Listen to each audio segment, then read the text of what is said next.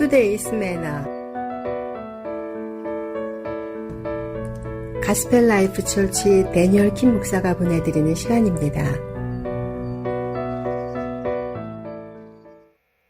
Hello to the friends and family of KCBS and welcome to today's Manna. My name is Daniel from Gospelife Church, and today I want to take this moment to introduce you to a text from the book of Revelation, chapter 3, in the first two verses. I want to take this moment to see the difference between a spiritual alertness versus a spiritual numbness.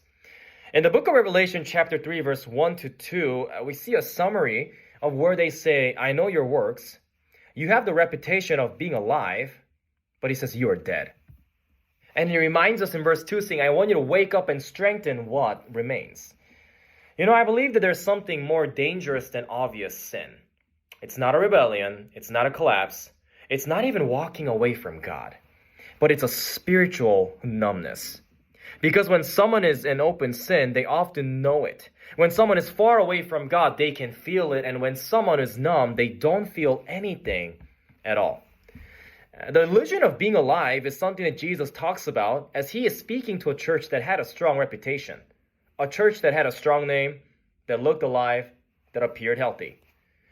From the outside, the church had an incredible service that were happening, the structure that is in place, and the people are showing up where everything just looks right, but Jesus says something shocking, and where he says, you are dead. Not weak, not struggling, dead. No one decides to become spiritually numb. I believe that it actually happens gradually, not through a dramatic failure, but through a quiet disengagement. Where first, I want to encourage all of you to replace your presence with performance. You still do the right things in your life. You serve, you attend, you speak the Christian language, but internally, something has shifted. Where you're no longer with God, you're just doing things for God. And secondly, you get comfortable without fire. There was a time when the worship moved you. There was a time when scripture confronted you where prayer felt necessary. Now it's a familiar movement. It's predictable. It's also manageable. And you've learned how to function without being moved.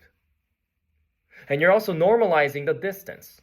At first, the distance from God felt uncomfortable. But over time, you adjust, you adapt, you build a version of Christianity that does not require closeness. And that becomes your normal. The most dangerous moment is not when you sin, but it's when sin no longer bothers you. It's when conviction fades. It's when your heart stops responding. It's when you hear the truth, but it doesn't land. You sense compromise, but ignore it. You know when you're distant, but you don't do anything about it. We called it a spiritual numbness. And Jesus makes a command here in verse 2 where he makes a simple declaration where he asks you to wake up. And this implies something critical because you don't always realize you're asleep. A spiritual numbness feels like a normal life. But Jesus is saying you are more asleep than you think. And waking up is not an emotional hype. It's actually not just feeling something again. It's becoming spiritually aware again. Because when you decide to wake up, you see clearly again. You begin to recognize where you've drifted, where you've tolerated, what you replaced God with. And you start to feel again. The emotion rises up. The conviction returns. Not condemnation, but your awareness. And your heart becomes sensitive again. And you start responding again. You don't just acknowledge distance. You move, you return, you realign. And you decide to strengthen what remains. Jesus does not say, start over. But he says, strengthen what remains.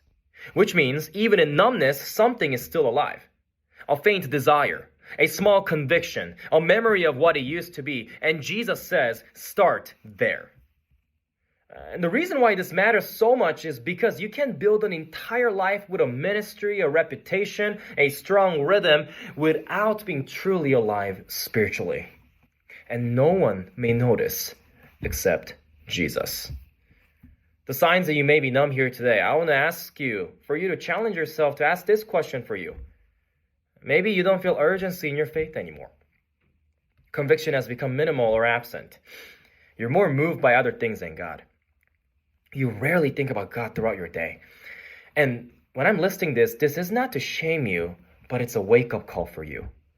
But I want to share you a good news. Jesus does not expose this to push you away. He exposes it to bring you back. Jesus makes it clear, a too simple word where he says, wake up. That's mercy. Strengthen what remains. And that, my friends, is grace. 지금까지 가스펠라이프 처치의 데니얼 킴 목사였습니다. 성경이나 예수 그리스도에 관해서 더 알기를 원하시는 분은 시카고 기독교 방송 전화 847-583 영원 구원으로 연락 바랍니다.